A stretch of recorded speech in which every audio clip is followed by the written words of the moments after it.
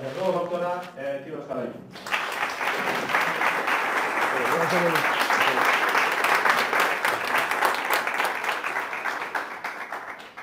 Καλησπέρα σας. Με ακούτε, ελπίζω. Δεν είναι? Πολύ ωραία. Οριακά θα το φτιάξει εδώ πέρα ο υπεύθυνος. Λοιπόν, εγώ είμαι ο Κοσμάς Δασκαλάκης, είμαι καρδιολόγος, παραπάνω από 20 χρόνια που λέει προηγουμένως. Και σίγουρα ασχολούμαι, ανέκαθεν το έκανα, για μένα δεν υπήρχε αποκλειστικά και μόνο αυτό που λέμε η ορθόδοξη και κλασική ιατρική, υπήρχε η ιατρική.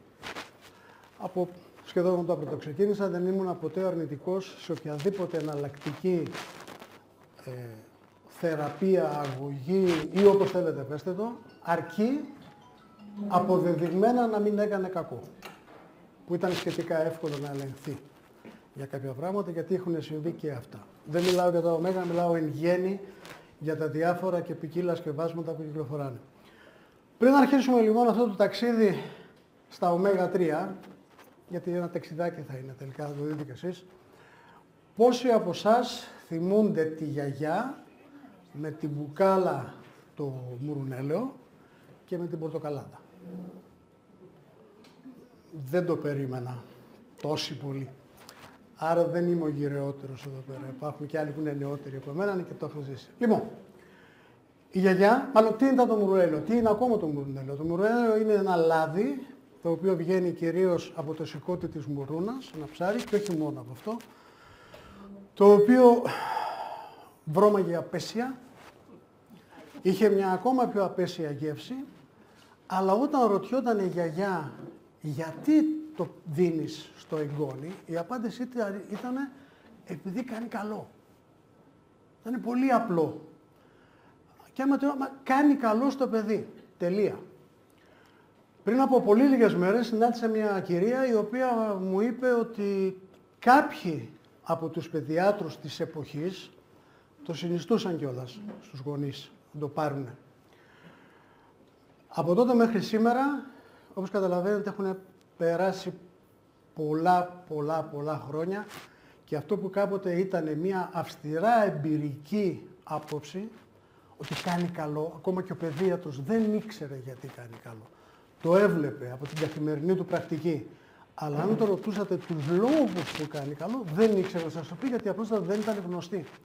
Ήταν καθαρά εμπειρία. Πάντως οφείλω να σας πω ότι όσοι από εμάς, οι γιαγιάδες μας έτρεχαν να μας το δώσουν, τελικά έκαναν πάρα πολύ καλά. Για τον απλούστατο λόγο ότι σήμερα, ίσως και 70-80 χρόνια μετά, ξέρουμε ότι το μουρουνέλαιο περιείχε ω3. Το ξέρουμε πια. Σήμερα βεβαίως έχουμε πολύ προχωρήσει. Το μουρουνέλαιο υπάρχει ακόμα, έτσι, δεν το συζητάμε, και θα υπάρχει. Δεν το συζητάμε, αλλά πλέον έχουμε περάσει σε πολύ προηγμένα στάδια όσον αφορά τα ω3, τις συνθέσεις των ω3, τη γνώση πάνω στα ω3. Και μια ακόμα μικρή παρένθεση πριν ξεκινήσουμε ουσιαστικά είναι ότι εγώ τα ω3 τα γνώρισα όταν πρωτοβγήκανε σαν φάρμακα τότε, καμιά 30 χρόνια πριν πάνω κάτω, συγγνώμη, όταν ήταν τα φάρμακα επιλογής, σαν δεύτερη γενιά φαρμάκων επιλογής για την υπερτριγλικεριδεμία, τα ψηλά τριγλικερίδια. Πριν από αυτά υπήρχαν οι φενοφιμπράτες, τα οποία, εντάξει, μετά βγήκανε αυτά. Από τότε μέχρι τώρα έχουν γίνει τεράστια άλματα πάνω στη γνώση και πάνω στη γνώση του πώς τα ω3 συμβάλλουν πέρα από την αρχική τους χρήση. Αλλά ξεκινήσουμε λιγάκι. Λοιπόν, σαν μπούσουλα, για να δούμε λιγάκι τα ω3, θα αναφερθώ σε κάτι το οποίο είναι στο απόλυτα χώρο μου. Αυτό τα λεγόμενα τα καρδιαγγειακό σύστημα και τις επιδράσεις στο καρδιαγγειακό σύστημα, έτσι. Είναι η δουλειά μου, την ξέρω αρκετά καλά, μετά από τόσα χρόνια, αν μη τι άλλο. Για να δούμε λοιπόν την επίδραση των ω3 στην πρόληψη, πολύ σημαντικό. Δεν θα ξεχάσουμε ούτε τον Ιπποκράτη, προλαμβάνει, παρά θεραπεύει, και γενικότερα στη χρήση των ω3. Και θα ξεκινήσω, εδώ λέω από το έμβριο, αλλά εγώ θα ξεκινήσω από το -2. Όταν λέω -2 εννοώ 2 ή 3 μήνες πριν τη σύλληψη του εμβρίου. Όταν δηλαδή μια γυναίκα και ένας άντρας αποφασίζουν να μπουν στη διαδικασία να κάνουν παιδιά. Τι συμβαίνει τότε, άμα εντάξει, φαίνεται πολύ απλό, είναι φυσιολογικό, normal, το ξέρουμε όλοι, αλλά τι συμβαίνει στην πράξη. Πρέπει να υπάρχει τα σπερματοζωάρια να είναι στην καλύτερη δυνατή κατάσταση, παρένθεση. Τα τελευταίες δεκαετίες, και όχι μόνο στην Ελλάδα, η ποιότητα και ίσως και η ποσότητα των σπερματοζωρίων από τουλάχιστον ανθρώπους οι οποίοι ασχολούνται με την τεχνητή γονιμοποίηση και έχουν μια σημεία αναφοράς και μετρήσεων, είναι ότι έχει μειωθεί πάρα πολύ. Και ποιοτικά και ποσοτικά. Το ένα είναι αυτό. Το άλλο βεβαίως είναι η μητέρα. Το περιβάλλον της μητέρας, το οποίο θα αναπτυχθεί το έμβριο. Το πρέπει να είναι το καλύτερο δυνατό. Χωρίς αυτό δεν μπορεί να γίνει τίποτα. Για να δούμε λοιπόν τι γίνεται εκεί πέρα. Είναι απαραίτητα τα ω3 σήμερα πλέον αποδεδειγμένα. Παρακάτω θα σας δείξω κάποια βιβλιογραφικά στοιχεία. Θέλω να τονίσω κάτι άλλο, αλλά σας πληροφορώ ότι η πληθώρα των στοιχείων είναι τεράστια. Υπάρχει δηλαδή υλικό, αν κάποιος θελήσει να ασχολείται ένα μήνα. Ίσως κάτι λιγότερο. Εντάξει. Λοιπόν, τι γίνεται όταν λείπουν ή είναι λιγότερο από ό,τι είναι το θεμιτό, αυτό που πρέπει να υπάρχει, τα ω3 στην ανάπτυξη του εμβρίου, όταν ακόμα είναι μέσα στη μάνα του. Καρδιακές ανομαλίες. Προσοχή, να εξηγούμαστε λιγάκι. Δεν σημαίνει ότι επειδή έχει μειωμένα ω3 η μητέρα και καλά το παιδί θα γεννηθεί με μια καρδιακή ανομαλία. Όχι. Αυξάνονται όμως οι πιθανότητες. Και στην ιατρική, επειδή δουλεύουμε με πιθανότητες, δηλαδή δίνουμε μια αγωγή και λέμε ότι έχει, 90% πιθανότητα να δουλέψει. Στην ιατρική το 0% και το 100% δεν υπάρχει. Σας το λέω, έχω δει άπειρες καταστάσεις που λες δεν γίνεται και όμως γίνεται. Άρα λοιπόν, για να εξηγήσουμε λιγάκι τα πράγματα, οι καρδιακές ανομαλίες, το χαμηλό βάρος γέννησης και ο πρόωρος τροκετός σημαίνει ότι αυξάνουμε τις πιθανότητες να τα έχουμε εάν, μαζί με άλλα πράγματα οπωσδήποτε ναι, λείπουν από τη μητέρα τα ω3. Για πολλούς και διαφόρους λόγους. Απαραίτητα για την ανάπτυξη του εγκεφάλου. Ο εγκέφαλος είναι φτιαγμένος από λιπαρά. Ένα μεγάλο μέρος είναι ω3. Ο εγκέφαλος είναι λιπαρά. Οι νευρώνες είναι μέσα, το κέλυφος, τέλος πάντων. Η προστασία των νευρώνων είναι λιπαρά. Άρα λοιπόν, αν υπάρχουν, αυτό το νευρικό σύστημα του παιδιού βρίσκεται σε deficit, υστερεί. Από εκεί και πέρα, το ΕΠΑ και το DHA είναι σημαντικότατα, δύο από τα σημαντικότερα ω3 λιπαρά. Είναι σημαντικά για την ανάπτυξη του εγκεφάλου και του περιφερειακού νευρικού συστήματος. Ανάπτυξη των κυταρικών μεμβρανών. Οι κυταρικές μεμβράνες υπάρχουν παντού. Δεν το συζητάμε. Δεν υπάρχει κύτταρο χωρίς κυταρική μεμβράνη, θα είχε πεθάνει. Καταστροφή της κυταρικής μεμβράνης ίσο θάνατος του κυτάρου. Και για να έρθουμε λιγάκι στο μονοπάτι που μας οδηγεί σε αυτό το ταξίδι, ανάπτυξη του καρδιαγγειακού. Το καρδιαγγειακό σύστημα είναι από τα πρώτα συστήματα που αρχίζουν και δημιουργούνται όταν υπάρχει η σύλληψη, γιατί είναι εκείνο το οποίο, δηλαδή το πρώτο που ακούς, ας πούμε, λίγο πολύ, είναι καρδιά. Σε ένα πρωτόγονο ακόμα σύστημα, για τον απλούστατο λόγο ότι το έμβριο πρέπει να τραφεί. Και για να τραφεί χρειάζεται αίμα. Και να έχει αίμα πρέπει να έχει το καρδιαγγειακό του σύστημα. Αλλιώς δεν γίνεται. Λοιπόν, πάλι με την ίδια λογική, το ότι αυξάνονται οι πιθανότητες, για να είμαστε ξεκάθαροι και σαφείς. Στένωση βαλβίδων, καρδιακή ανεπάρκεια, προδιαθέσεις για στένωση βαλβίδων και καρδιακή ανεπάρκεια, χαμηλό βάρος γέννησης, τα οποία μπορεί να οδηγήσουν στη μετέπειτα ανάπτυξη του παιδιού πλέον σε λιγότερο ή περισσότερο σοβαρά προβλήματα. Άρα λοιπόν αυτό το πράγμα πρέπει η μητέρα να το προλάβει και να προβλέψει όσο το δυνατόν το καλύτερο περιβάλλον για το παιδί της που θα γεννηθεί. Πρόωρος τοκετός. Σκεφτείτε τον κίνδυνο ενός πρόωρου τοκετού για το παιδί. Σκεφτείτε τις μητέρες ή τα ζευγάρια τα οποία μπαίνουν σε διαδικασίες ξωσωματικής γονιμοποίησης να έχουν ένα πρόωρο τοκετό με ό,τι αυτό θα μπορούσε να συνεπάγεται για το παιδί και την αγωνία αυτών των ανθρώπων. Γιατί λοιπόν να μην καλύψουμε όσο μπορούμε περισσότερο το περιβάλλον ώστε να αποφύγουμε όλα αυτά τα πράγματα ή τουλάχιστον να μειώσουμε πολύ τις πιθανότητες να υπάρξουν. Εδώ είναι ένα κομμάτι από τη βιβλιογραφία που σας έλεγα, αλλά θέλω να προσέξετε κάτι. Μπορεί να τα βρείτε αυτά, αλλά κοιτάξτε να δείτε τι γίνεται. 2023, 2022, 2021, 2023, 2023, 2022. Σε 3 χρόνια υπάρχουν 1, 2, 3, 4, 5, 6, 7 μελέτες. Ξέρετε πώς μεταφράζεται αυτό? Αυτό μεταφράζεται ότι αυτή τη στιγμή, τα τελευταία 2-3 χρόνια, οι 3 είναι 1, 2, 3, 3. Οι 3 στις 7 είναι φετινές. Αυτό σημαίνει το εξής, ότι η κοινότητα, η ιατρική κοινότητα, ενδιαφέρεται πάρα πολύ στο να εξετάσει και να ερμηνεύσει και να δει τι γίνεται με τα ω3 και την επίδρασή τους πάνω στο έμβριο, στη μητέρα, στη γέννηση κτλ. Αυτό τι σημαίνει? Ότι υπάρχει ένα ενδιαφέρον που κινήθηκε από κάποιες μελέτες και έρχονται τώρα οι υπόλοιπες να συμπληρώσουν το παζλ. Όλες αυτές λένε ότι συμβάλλουν θετικά, έτσι, δεν το συζητάμε. Κάθε μία με τον τρόπο που έγινε η μελέτη. Αυτό λοιπόν είναι πολύ σημαντικό. Υπάρχει κίνηση, υπάρχει τάση, υπάρχει ενδιαφέρον από την επιστημονική κοινότητα, το οποίο βεβαίως κάποια στιγμή θα περάσει και στην καθημερινή πράξη των γυναικολόγων εμπροκειμένων ή όποιον τέλος πάντων ασχολούνται με αυτή την υπόθεση.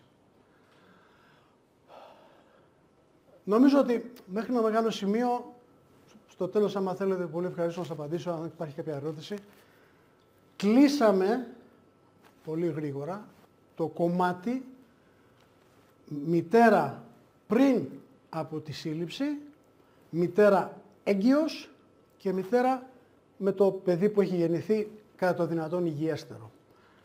Θα προσθέσω κάτι, γιατί εδώ μιλάω από ό,τι βλέπετε στη συνέχεια την ηλικιακή που έχω προσεγγίσει το θέμα, μιλάω από 3 έως 18 ετών, δηλαδή μιλάω για τους λίγο πολύ για τους εφήβους και τους teenager. Υπάρχει όμως ένα κομμάτι στο ενδιάμεσο, το οποίο λέγεται θυλασμός. Ο Παγκόσμιος Οργανισμός Υγείας λέει ότι για να είναι τα ω3, δεν το είπαμε από την αρχή, σας το λέω τώρα, δεν φτιάχνονται στον οργανισμό, τα ω εν προκειμένου, όλα.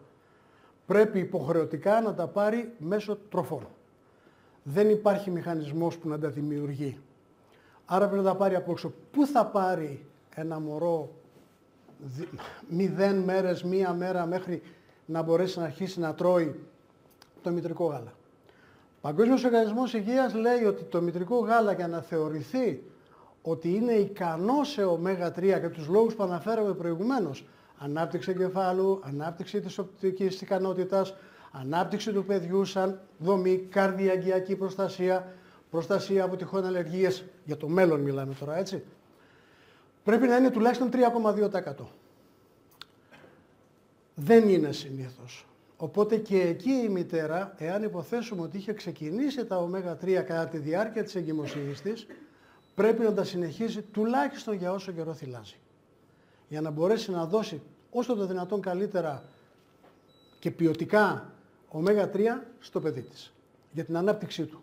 Δεν νομίζω ότι υπάρχει κάποια μητέρα που δεν την ενδιαφέρει να αναπτυχθεί καλά το μωρό της. Λοιπόν, πώς τα ω3 μπορούν να βοηθήσουν στη μία για καρδιακές παθήσεις στα παιδιά? Αρχίζουμε και μιλάμε λιγάκι τώρα για μετά το θυλασμό, έτσι. Μείωση της αρτηριακής πίεσης. Ομολογουμένως σε παιδιά μέχρι 18 χρονών το να δεις αυξημένες αρτηριακές πιέσεις δεν τις βλέπεις. Ή αν τις δεις είναι δευτεροπαθείς, υπάρχει κάποια βλάβη κάπου στον άξονα ή στα νεφρά, τέλος πάντων που είναι δευτεροπαθείς. Δηλαδή υπάρχει μια συγκεκριμένη αιτία που προκαλεί την αρτηριακή πίεση, τουλάχιστον σε αυτές τις ηλικίες. Είναι σπάνιες οι περιπτώσεις παιδιών αυτής της ηλικίας που να παρουσιάζουν πίεση. Αυτό που μπορούν να κάνουν όμως είναι να βοηθήσουν τα αιμοφόρα, τα αγκία. Βοηθώντας τα καλύτερες ροές αίματος σε αυτή τη φάση της ζωής του ανθρώπου που αναπτύσσεται πια, μέχρι να φτάσει ξέρω εγώ τα 19-20 που τελειώνει κάπου εκεί, έφτασε στο maximum της ανάπτυξής του, είναι πολύ σημαντικό. Είναι πολύ σημαντικό για τον απλούστατο λόγο ότι αν δεν πάει αίμα και μάλιστα σε ποσότητες ικανές και να περιέχει και ποιοτικά ικανά στοιχεία, πώς θα αναπτυχθεί το παιδί. Κάπου θα υστερήσει, κάπου θα μείνει κάτω, θα πλησιάσει απλώς το μέσον όρο και δεν θα τον ξεπεράσει για να πεις ότι αναπτύχθηκε σωστά. Εδώ, αυτό το κομμάτι, αν θέλετε μπορούμε να μιλάμε ώρες. Παρατηρείται όλο και περισσότερο στα νέα παιδιά αυτής της ηλικίας φοβερές τιμές χολυστερίνης. Και ο λόγος είναι ο εξής, ότι τα παιδιά αυτά σήμερα από πολύ νωρίς, το δημοτικό, αρχίζουν και τρώνε ό,τι βρεθεί μπροστά τους. Εκ των οποίων σας πληροφορώ ότι, για να μην μας δέσουνε κιόλας, σχεδόν όλα είναι το ένα χειρότερο από το άλλο. Η περιεκτικότητά τους σε ω6, που είναι τα φτηνά τα έλαια, είναι αυτά που χρησιμοποιούνται μαζικά. Και θα σας πω ένα προσωπικό παράδειγμα αμέσως μετά. Είναι γεμάτα. Τα ω3, αν υπάρχουν, είναι σε ελάχιστες ποσότητες. Και πού πειράζει αυτό? Σε αυτό που είπαμε προηγουμένως. Ότι δηλαδή έχουμε διαφορά και είναι πολύ σημαντικό, όχι μόνο τα ω3 σαν ω3, αλλά η σχέση που είδατε στα ω6, ω3. Και γιατί είναι πολύ σημαντική, αν και αναφέρθηκε από τον κύριο Κουτρή προηγουμένως. Όταν υπάρχει, ποια είναι η διαδικασία πολύ χοντρικά, όταν υπάρχει ένα ερέθισμα, είτε αυτό λέγεται ιός, είτε λέγεται μικρόβιο, είτε λέγεται χτύπημα, είτε λέγεται, ξεκινάει η φλεγμονή. Η φλεγμονή είναι ένας μηχανισμός αντίστασης του οργανισμού στο να καταπολεμήσει το φορέα που τη δημιούργησε. Ό,τι και να είναι αυτός. Χτυπήσατε, θα κοκκινήσει, θα ζεσταθεί, θα πονάει. Σημεία φλεγμονής. Ξέρω εγώ, πνευμονία, λέμε τώρα, ή δεν ξέρω εγώ τι, πάλι, πέρα από τα στοιχεία της πνευμονίας, πυρετό, βήχας και τα λοιπά, στοιχεία φλεγμονής, εσωτερικής φλεγμονής. Τα ω6 είναι απαραίτητα στον οργανισμό για ένα πολύ απλό λόγο. Ξεκινούν ή συνδράμουν στο να ξεκινήσει αυτή η αντίσταση του οργανισμού μέσω της φλεγμονής. Είναι απαραίτητα. Δεν υπάρχουν ω6, δεν θα ξεκινήσει η φλεγμονή, ο εξωτερικός παράγοντας θα πάρει τα ύψη, χαίρεται. Αυτό στη φλεγμονή. Τα ω3 τι κάνουνε? Είναι αντιφλεγμονώδη. Μπαίνουν σε αυτή τη διαδικασία και μέχρι ένα σημείο κοιτάνε να κρατήσουν την ισορροπία. Ο οργανισμός μας είναι άπειρες μικρές ή μεγαλύτερες ισορροπίες. Feedback, συνεχή. Κάτι χαλάει, κάτι φτιάχνει, κάτι ανεβαίνει, κάτι πρέπει να κατέβει. Αυτός είναι ο οργανισμός μας. Απίστευτα feedback. Όταν λοιπόν υπάρχουν πάρα πολλά ω6 και χωρίς να υπάρχει μια προφανής αιτία που να προκαλέσει τη φλεγμονή, ο οργανισμός είναι σε ένα συνεχές στάτους φλεγμονής. Αυτό που λέμε η χρόνια φλεγμονή. Με ό,τι αυτό συνεπάγεται. Και συνεπάγεται πολλά. Αυτοάνοσα, αλλεργίες, ευαισθησίες, ό,τι μπορεί να φανταστείτε. Εδώ λοιπόν, και κλείνω και γυρίζω πάλι στο θέμα της χολυστερίνης, έχω ένα προσωπικό φίλο ο οποίος είναι σεφ. Έχω πάει προπολού καιρού να τον δω στη δουλειά του. Κάποια στιγμή λοιπόν το βλέπω, παίρνει ένα τσεκούρι κυριολεκτό. Τσεκούρι που κόβουν τα ξύλα. Πάει σαν τενικέ, γκάπα και βγάζει ένα πράγμα τέτοιο. Που άμα σου έπεφτε στο κεφάλι, στο άνοιγε. Του λέω, τι είναι αυτό? Α, μου λέει, αυτό είναι λάδι. το κόβει λίγο πιο μικρά, το πετάει πάνω στο τηγάνι, λιώνει, μια ωραιότατη μυρωδιά και του λέω, τι το κάνεις, μου λέει, μαγειρεύω. Και του λέω, κάτσε ρε Γιώργη, τι είναι αυτό. Α, μου λέει, δεν ξέρω. Σας πληροφορώ ότι αυτό συμβαίνει λίγο ή πολύ παντού. Και στη βιομηχανοποιημένη τροφή και στο εστιατόριο, σε πολλά εστιατόρια για να μην ισοπεδώνουμε τους πάντες και τα πάντα, αλλά γενικότερα είναι αυτό τα οποία τα παιδιά μας και εμείς καταναλώνουμε καθημερινά όσο και αν λέμε ότι προσέχουμε. Πάρτε ένα οποιοδήποτε σκεύασμα από αυτά που κυρίως χρησιμοποιούν τα παιδιά και δέστε λίγο στην ετικέτα, πέρα από ζάχαρες κτλ, τι υπάρχει μέσα. Θα δέσετε το παιδί προκειμένου να μην τα ξαναφάει. Εδώ λοιπόν η βοήθεια στο να μειωθεί η χολυστερίνη με ό,τι αυτή η υψηλή χολυστερίνη μπορεί να συνεπάγεται για το παιδί, και το ξέρουμε πάρα πολύ καλά τι συνεπάγεται, εντάξει, είναι εκ του νου κάνευ.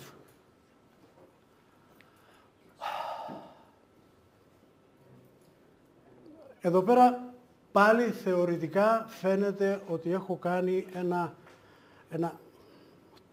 ένα σάλτο ηλικιακό. Δηλαδή μίλησα μέχρι 18 και τώρα ξαφνικά αρχίζω και μιλάω από 55 και πάνω, περνώντας στην τρίτη φάση της ζωής του καθενός από εμάς. Τι γίνεται στο ενδιάμεσο? Θα μου επιτρέψετε μία έκφραση, στο ενδιάμεσο συνήθως γίνεται ο κακός χαμός. Αυτό γίνεται στο ενδιάμεσο. Θέλετε η καθημερινότητά μας, θέλετε η πίεση του χρόνου, θέλετε η πίεση του ότι δεν μπορούμε ή δεν υπάρχει διάθεση, δεν υπάρχει δεν ξέρω εγώ τι, στο να προσέξουμε τι και πόσο, αλλά κυρίως τι τρώμε. Αναφέρθηκε, το άκουσα σε μια άλλη ομιλία, ξέρετε ότι μέχρι πριν από λίγα χρόνια, με την βελτίωση του τρόπου ζωής, με την πρόοδο της ιατρικής, το μέσος όρος ζωής ανέβαινε. Κάποτε δηλαδή 60-65 χρονών ήσουν ατιμόρροπος, να μιλήσουμε με κάποιον, ας πούμε, να τα κάνουμε. Τώρα δεν είναι έτσι. Είχε φτάσει να είναι πολύ ψηλά, κοντά στα 80, ίσως και παραπάνω. Τα τελευταία 10 χρόνια παρατηρείται μία μείωση, μία τάση προς μείωση του μέσου όρου ζωής, που μεν στην Ευρώπη είναι περίπου γύρω στα 10 χρόνια, στην Ελλάδα είναι περίπου στο 1. Η Ελλάδα εξακολουθεί και τρέφεται ακόμα και από αυτές τις συνθήκες λίγο διαφορετικά, κυρίως με χρήση ελαιολάδου, που είναι κοινός παρανομαστής για κάθε ελληνική οικογένεια. Αυτό λοιπόν, επειδή το ψάξανε, γιατί ξαφνικά ενώ ανέβαινε και ελπίζαμε να φτάσουμε ξέρω εγώ, τα 90, δεν ξέρω εγώ πόσα, ξαφνικά υπάρχει τοτική τάση, και η μόνη αιτία που βρέθηκε, που αποδόθηκε αυτή, ήταν η διατροφή. Όταν λοιπόν μιλάμε από τα 18 μέχρι τα 55, εδώ πέρα υπάρχουν άνθρωποι, πάρα πολλοί, περισσότεροι ίσως, που είναι σε αυτό το εύρος της ηλικίας, έτσι, τους βλέπω, δεν χρειάζεται και πολύ. Όταν λοιπόν σκεφτείτε λιγάκι τι τρώτε, κάθε μέρα. Θα σας πω κάτι που είχε συμβεί στη μακαρίτσα τη μητέρα μου. Η μητέρα μου λοιπόν ήταν από τους ανθρώπους οι οποίοι νίστευε. Και όταν λέμε νίστευε, εννοούμε νίστευε. Σαρακοστή, 40 μέρες, 50 πόσες ήταν κάθε φορά, πώς το λένε, ντοματόσουπα, νερόσουπα, τραχανάς. Ντοματόσουπα, νερόσουπα. Λάδι, δεν ξέρω εγώ κάθε πότε και αν αυτό, ψάρι, κρέας και τα λοιπά, αποκλείεται. Από πεποίθηση. Το παιδάκι το έκανε αυτό. Είναι λοιπόν μια εποχή που κάνουμε εξετάσεις μέσα σε νηστεία και βρίσκουμε κάτι χολυστερίνας ολίγονα από παλαβές. Μάνα, τι είναι αυτό? Οπα, νηστεύω. Τελείωσε. Εγώ φαντάστηκα μήπως, ξέρετε, νηστεύω. Και ήξερα πάρα πολύ καλά ότι όταν έλεγε νηστεύω, εννοούσε νηστεύω. Δεν υπήρχε περίπτωση. Κάτι έγινε όμως. Τι? Από εδώ, από εκεί ψάχνοντας, τελικά μου λέει, κοίταξε να δεις, από κάτω από το πατρικό μου το σπίτι υπήρχε ένα φασφουντάδικο που μάλιστα ήξερα από παιδί τον ιδιοκτήτη. Μου λέει, κατεβαίνω κάτω στον Ανδρέα και τώρα που τρώω τις νερόσουπες, παίρνω κάτι ψωμάκια. Γιατί μου λέει, είναι λίγο νόστιμα. Μάνα μου, ψωμί. Ψωμάκια. Σας πληροφορώ, τα ψωμάκια ούτε ξέρουμε τι περιείχανε. Γιατί όταν τα κόψα τα ψωμάκια και κάναμε μετά από και μια κουσαριά μέρος πάλι εξέταση, η χολυστερίνη της είχε γυρίσει στα φυσιολογικά. Ψωμάκι. Ό,τι τρώμε, δυστυχώς, δεν ξέρουμε τι έχει μέσα. Και αυτά που έχει μέσα συνήθως δεν είναι ότι καλύτερο, για να μην πω ότι χειρότερο. Είναι όλα επιτρεπτά από τον νόμο, για τον νόμο του Θεού, αλλά ό,τι καλύτερο σίγουρα δεν είναι. Άρα λοιπόν στην ηλικία 18-55 υπάρχει αυτή η κατάσταση. Υπάρχει δηλαδή το καθημερινό που μπορεί να είναι η τυροπιτούλα, που μπορεί να είναι και σπανακόπιτα για να είναι και λίγο υγιεινή, αλλά δεν ξέρετε τι έχει απάνω το φύλλο. Έτσι. Μπορεί να είναι, δεν ξέρω εγώ, άντε να φάμε και κανένα σουβλάκι παραπάνω, να ανοίξουμε καμιά κονσέρβα, να φάμε κανένα αλαντικό στο σπίτι γιατί είναι εύκολο.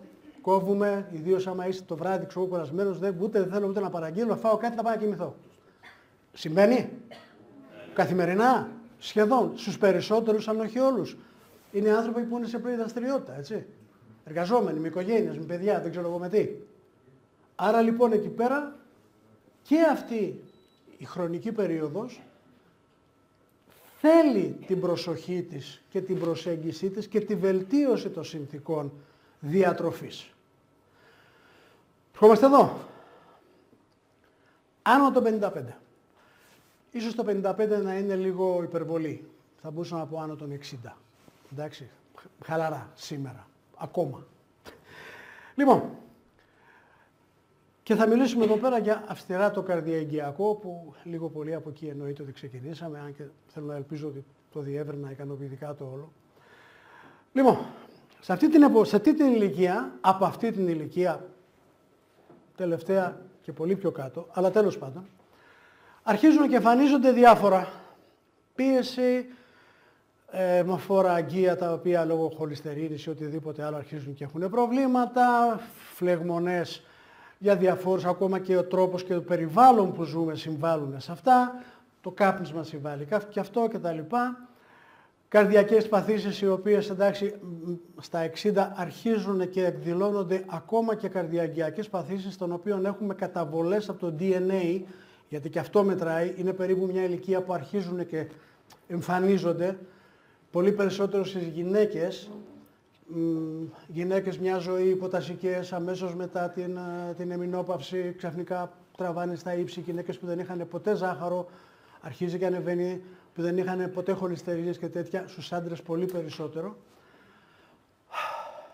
Και αρχίζουμε λοιπόν και λέμε ότι εντάξει μπαίνουμε σε μια ηλικιακή καμπή που αυτά τα πράγματα αρχίζουν και γίνονται πιο επικίνδυνα, πιο εμφανίζονται λιγότερο ή περισσότερο σοβαρά. Οπότε, τι γίνεται, τα εγκεφαλικά. Εγκεφαλικά για πολλούς και διαφόρους λόγους. Από την κολυμπική μαρμαριγή, το πιο συνηθισμένο συνήθως, στενώσεις καροτίδων, βλέπω χολυστερίνη τριγλικερίδια και ψηλή πίεση και ζάχαρο. Όλα αυτά λοιπόν αρχίζουν. Εδώ λοιπόν τα ω3 προκειμένου, το καθένα από αυτά, σε αυτούς εδώ τους παράγοντες κινδύνους που υπάρχουν, μπορεί να δράσει θετικά. Είναι δεδομένο. Αυτά που σας λέω δεν είναι δικά μου, δεν θα μπορούσα ποτέ να έχω τέτοιο εύρος πληροφόρησης, τεκμηριωμένης, αλλά υπάρχουν. Είναι αποτέλεσμα ψαξίματος και αρκετού. Φτάνουμε λοιπόν στο σημείο να λέμε ότι, πάνω από 55 υπάρχει και κάτι άλλο, πάνω από 55-60. Όπως και να το κάνουμε υπάρχει και μια φυσική φθορά. Ή τουλάχιστον αρχίζει να παρουσιάζεται μια φυσική φθορά σε όλες τις μπάντες.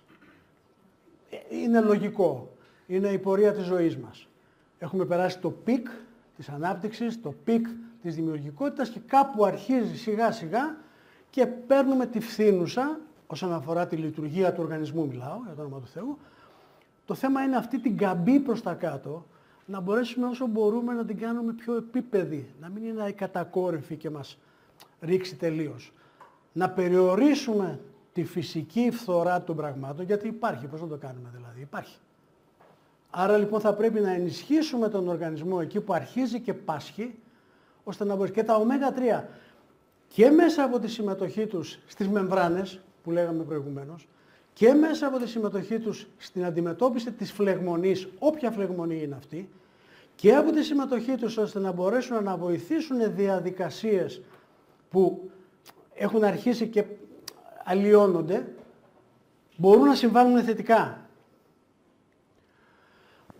Βιβλιογραφίες. Πάλι εδώ κοιτάξτε λιγάκι τις ημερομηνίες. Το 22, όλες. 1, 2, 3, 4, 5, 6, πόσες είναι. Και δεν είναι μόνες. Άρα και εδώ βλέπουμε ότι υπάρχει ένα ενδιαφέρον από την επιστημονική κοινότητα, όπως υπήρχε ενδιαφέρον για την μητέρα, το έμβριο κτλ, τη δράση των ω3, για να μπορέσουμε να δούμε πώς θα χρησιμοποιήσουμε αυτή τη γνώση που βγαίνει από μελέτες, μερικές είναι μικρές, άλλες είναι λίγο μεγαλύτερες, αλλά δεν έχει σημασία. Υπάρχει η κίνηση για να μπορέσει να το δει η επιστημονική κοινότητα και αυτή η γνώση να περάσει σιγά σιγά στην καθημερινή ιατρική πράξη, η οποία καθημερινή ιατρική πράξη οφείλω να σας πω ότι τουλάχιστον μέχρι τώρα, από όσο έχω δει δηλαδή και έχω μιλήσει, παραδείγματος χάρη, σας είπα προηγουμένως ότι οι παλιοί παιδίατροι συνιστούσαν θερμά τους γονείς, παρόλο που ξέρανε τι πράγμα ήταν, να χρησιμοποιούσαν το μρουνέλαιο. Εμπειρικά. Δεν ξέρω κατά πόσον οι σημερινοί παιδίατροι συνιστούν θερμά τη χρήση των ωμέγα, των προσεγμένων ωμέγα, γιατί ωμέγα υπάρχουν και είναι πάρα πολλά, τα φαρμακεία είναι γεμάτα. Αλλά το ζήτημα είναι τι περιέχουνε, πόσο περιέχουνε, περιέχουνε τα πάντα. Υπάρχει το ελαιόλαδο με τα ω9 που έχει και αυτό τις αντιφλεγμονές. Γιατί είναι καλό το λάδι της ελιάς? Για δύο λόγους. Ω9 και πολυφενόλες. Αυτοί είναι οι λόγοι που το ελαιόλαδο είναι θετικό για την υγεία μας. Αυτοί είναι οι λόγοι που η χρήση του ελαιολάδου ήταν μία από τις αιτίες στην Κρήτη, γιατί στην Κρήτη γίνανε οι πρώτες έρευνες για την περίφημη μεσογειακή διατροφή, που δεν ήταν η μεσογειακή διατροφή, ήταν η κρητική διατροφή, αλλά εντάξει, το μεγαλώσαν στη Μεσόγειο. Γιατί στην Κρήτη χρησιμοποιούσαν σχεδόν αποκλειστικά, δεν ξέρανε τι είναι, ξέρω εγώ, το σογγέλαιο ή δεν ξέρω οποιοδήποτε άλλο, ελαιόλαδο. Λίγο, σίγουρα. Ακόμα και ο τρόπος που μαγειρεύαν το κρέας, που ήταν κατσίκια, στην Κρήτη δεν υπάρχουν πολλά πρόβατα, δεν υπήρχαν, τώρα δεν ξέρω αν υπάρχουν ακόμα πολλά πρόβατα, ο τρόπος το αυτό, το αντικριστό ψησίματος, ακόμα και αυτό έπαιζε τον ρόλο του. Γιατί δεν αλλοιώνει δεν αυξάνει τις χολυστερίνες που περιέχει, τα λιπαρά που έχει το κρέας. Φεύγουνε. Ακόμα και ο τρόπος. Στην Κρήτη χρησιμοποιούσαν, πηγαίνανε και κόβανε χόρτα.